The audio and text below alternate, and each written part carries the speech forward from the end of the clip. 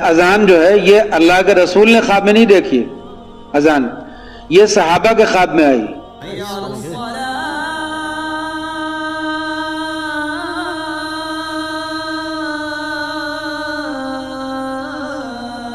اذان جو ہے یہ اللہ کے رسول نے خواب میں نہیں دیکھی،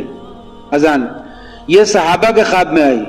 اور ایک صحابی آئے آ کر کے کہنے لگے کہ اللہ کے رسول ہم نے خواب میں یہ دیکھا۔ مشورہ ہو رہا تھا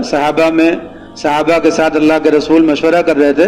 کہ جب نماز کے لیے لوگوں کو بلانا ہو تو کیا کرنا چاہیے۔ تو کسی نے کہا کہ ناقوس بجانا چاہیے، وہ جو بجاتے ہیں نا، وہ سنگ بجاتے ہیں، تو کسی نے کہا کہ ناقوس بجانا چاہیے،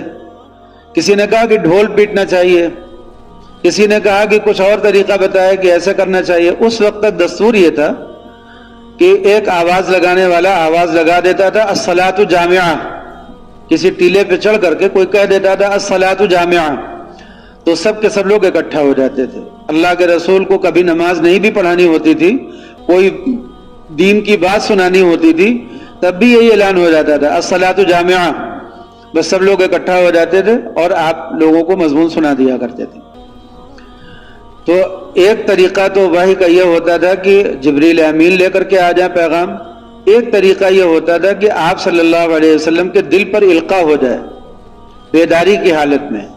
اور ایک طریقہ یہ ہوتا تھا کہ خواب میں آپ دیکھ لیتے تھے، خواب میں کوئی مضمون آتا تھا، اور ایک طریقہ یہ ہوتا تھا کہ کبھی کوئی وحی آتی تھی صحابہ کے خواب میں، جیسے یہ اذان والا کہ آپ صلی اللہ علیہ وسلم نے صحابہ سے مشورہ کیا